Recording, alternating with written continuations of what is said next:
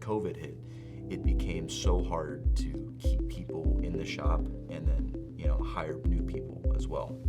We had to do something to keep up with productivity.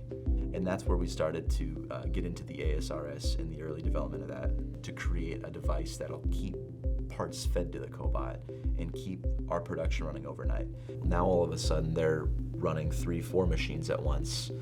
Our training really evolved. So many of our facility workers were over the age of 45. That's a pretty average age in manufacturing, especially for tool makers. So it became just essential for us to find a tool to capture it, preserve it in its most unabridged and unaltered version. So we adopted augmented reality to solve that problem.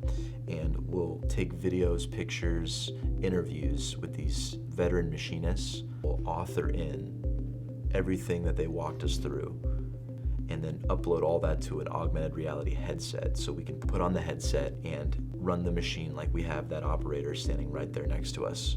That takes the anxiety out of training.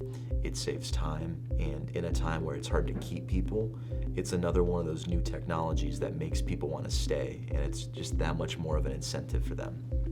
When we started with the automation, people were scared that these were going to replace their jobs. But for every engineering company, and really most companies, no one can afford to replace people with machines. You use these machines to increase the efficiencies of your people.